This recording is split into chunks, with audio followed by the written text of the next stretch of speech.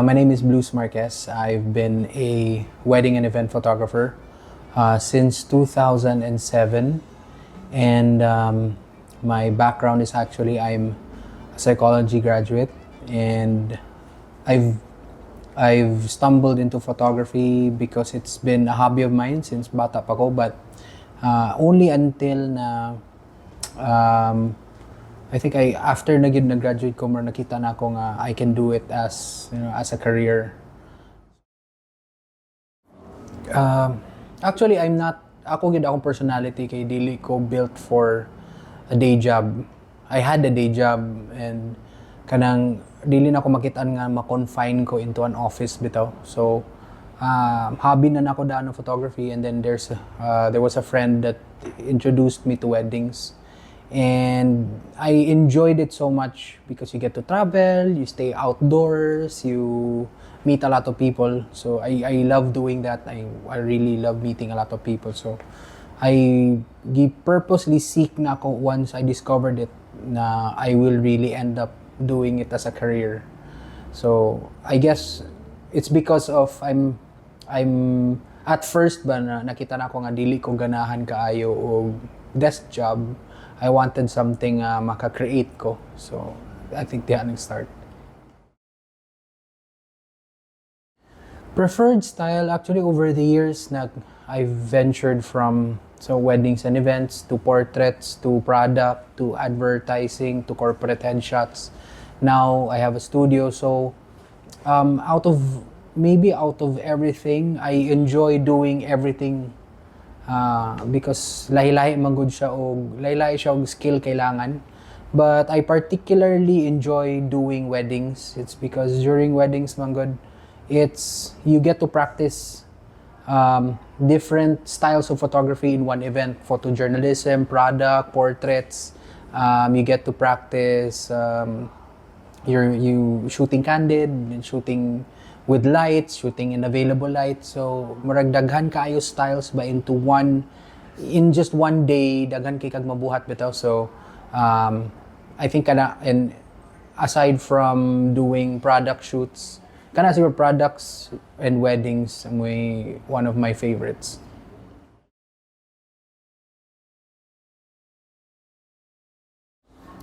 First, I talk to the client. I get to know what the client wants. I get to know their vision. I get to know what they want at the end of the shoot. And then, once I get to know what they want, I introduce my vision also.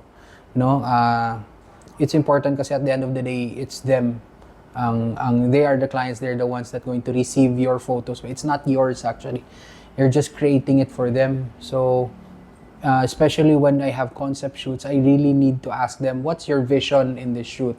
And then usually they send me pictures, they send me pegs, and then I tell them, this is very nice, so let's do this. The creative process comes from what the client wants. Technical skills.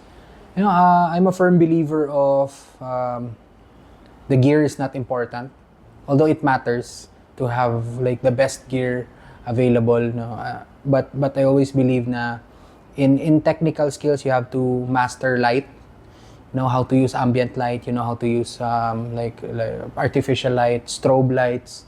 It's good to know all of those things, and then also master your power of observation. It's not really mastering your camera. It's very easy to do that. Anybody can master a camera, memorize lang niya ang manual and all that, but I believe na you need to master light and the power of observation. Kasi at the end of the day, it's who is behind the camera that's going to create the image and not the camera itself. So, I think it comes with the conversations that I have with my clients. I get to know their personalities, ang ilang mga gusto, and their limitations. Like, up until where na ako sila ma-push into doing some things. up until where na ko sila ma-encourage to post like this or move like this. So one of also kana siguro getting to know them, getting to know their personalities, interviewing them.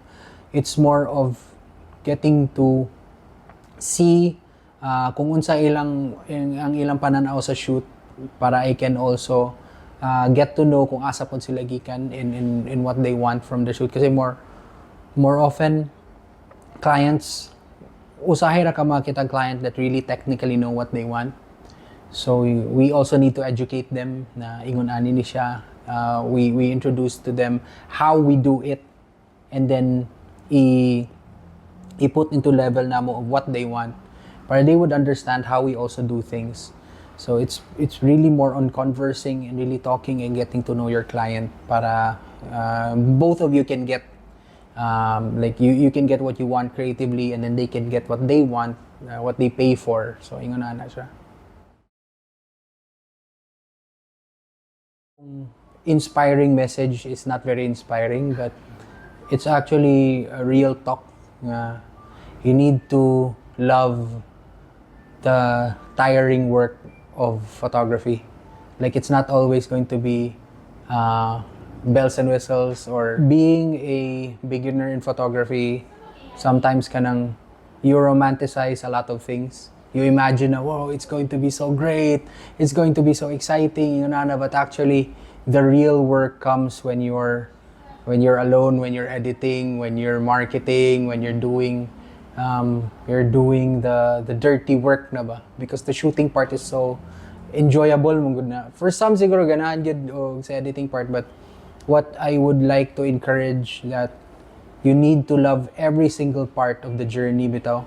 It's not just the shooting and all of that, but it's the combination of everything that makes like a photographer great. But like the other greats that gina-follow na ako, like I get to learn from each and every one of them.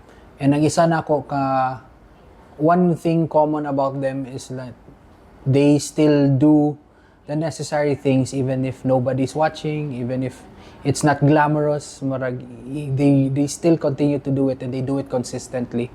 So if you really want to build a career, you need to do things consistently. Nga dili ka maging on and off. No, there are going to be on days, off days, pero ang kanaging pagbuhat sa unsay dapat buhaton every day, and then do it consistently and do it at the same level.